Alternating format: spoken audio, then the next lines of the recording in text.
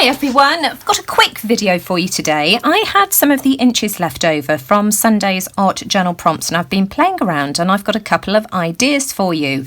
These ones here, these two Inchies, were made using mini stamps. I've got a flower here and an owl. Let me just show you. These were from two mini sets that I've got. Now I'm pretty sure that I got these from TK Maxx and I think they were $5.99 per set. I got them at different times. They're both different. Oh no, they are the same brand, but I'm pretty sure I bought them at different times with Inchies in mind, and I've hardly ever used them. And all I've done with these is I've used my clear embossing pad to stamp the image. So I've dipped it in the embossing pad, stamped the image, and then this one here I've added black embossing powder and heat set it, and this one here I've used seafoam white embossing powder. These ones here, I had some of the leftover embellishment. So this one was a navy blue corrugated flower. So I glued that on, drew a stem using a permanent marker. I used a Sharpie, and then I freehand cut two leaves in navy blue the same. Now I know that leaves aren't navy blue, neither are flowers for that matter, but I just think to introduce any more colours to that would be too much. So I sort of carried on with the navy blue theme. And this one here, I've just done the same in silver. Now these two, I have gone over the embossed image with a thin coat of Mod Podge, for the reason being that what I want to show you now is how we can sort of make them glossy. So, right, bring back my embossing pad, and what I'm going to do is take this, as I say, I've added a coat of Mod Podge, and that's important, and that's now dry.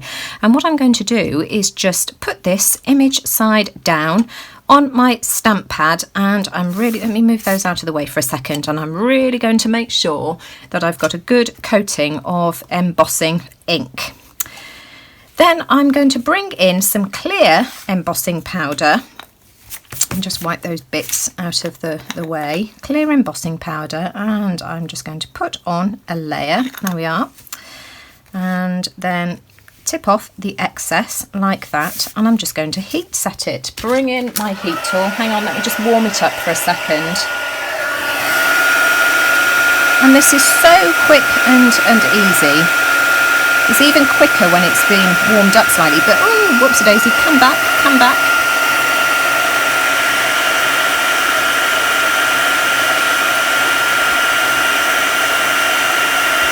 But just look at that turn glossy, and I'm going to do exactly the same thing now whilst it's still wet. Oh, it would help if I took the lid off, wouldn't it?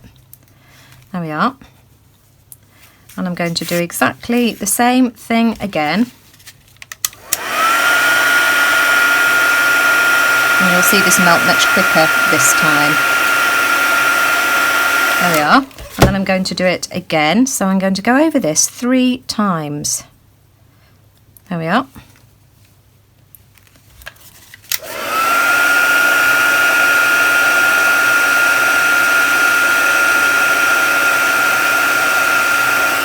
Now I'm going to do exactly the same thing with this one here. In fact, let me just tip all this embossing powder back in the jar first, and we'll do exactly the same with the owl. So as I say, the owl has had a coat of Mod Podge too, so I'm going to tip this image side down. Whoops, let's make sure that you can see what I'm doing. So I'm just dipping this into my embossing ink pad, making sure that it gets a really good coat. Then I'm going to pour embossing powder all over it, tip off the excess, and let's heat set that.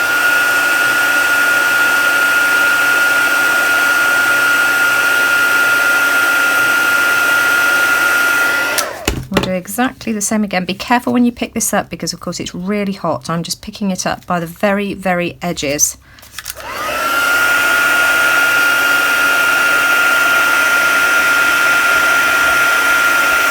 I'm going to do it one more time. There we are.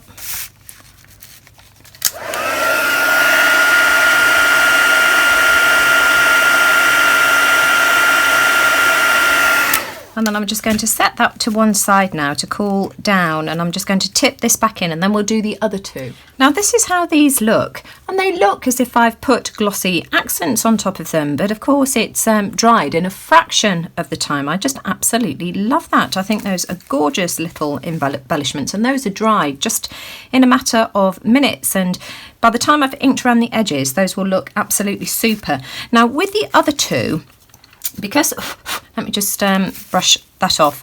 With the other two, I'm going to use some ultra thick embossing powder instead. So I'm going to do exactly the same thing. I'm going to press my image into the embossing ink and make sure that you press it in firmly and get a really good coating of embossing ink. And then this time I'm going to use some UT, so I'm going to hold the lid to catch all of the UT. UT is just ultra thick embossing powder, so same as the thin stuff, but just much bigger granules. And so you just get a thicker coating. So let me just pop that down, and we'll do exactly the same. It'll just take a little bit longer for the UT to set, or melt I should say.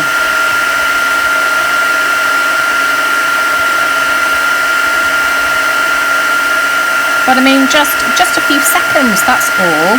So that's melted. I shall do exactly the same again, being really careful not to burn myself.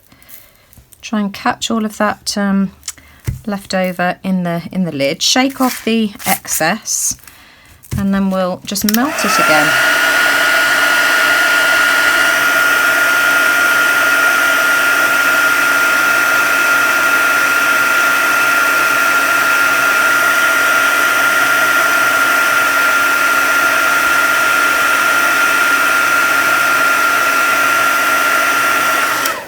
Right, and so I'm just going to leave that now just for a couple of seconds, and I'm going to repeat it with the other one, and then I've got an idea of what we can do with these. And so here they are, and just look at the shine on these. I mean, you can do exactly the same thing with glossy accents, but it's going to take you at least a day for it to dry.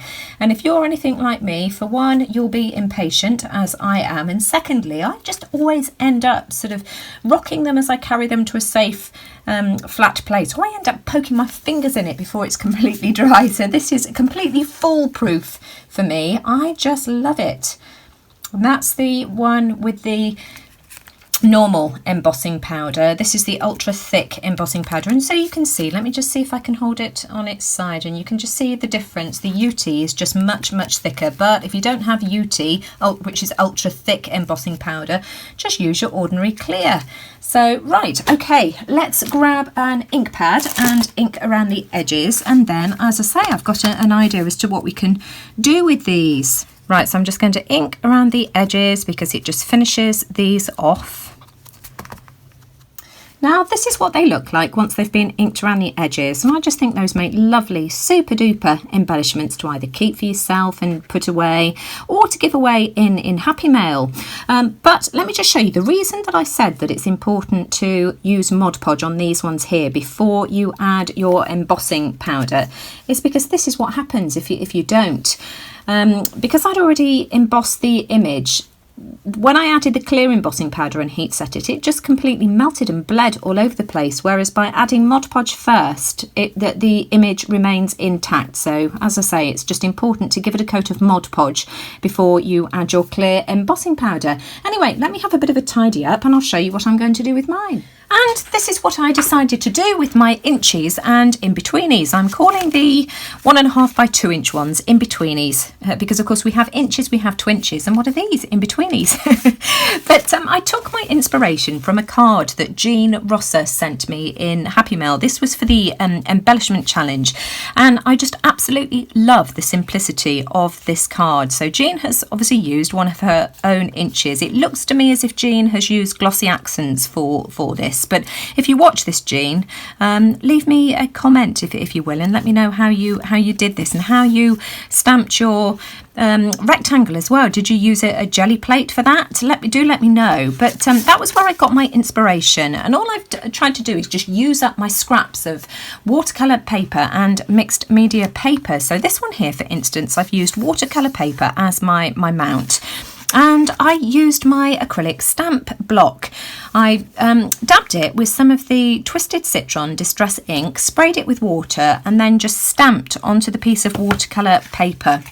And then I just used my Staedtler Triplus Fine Liner just to draw some scribbly lines just around where I'd stamped that blocked image.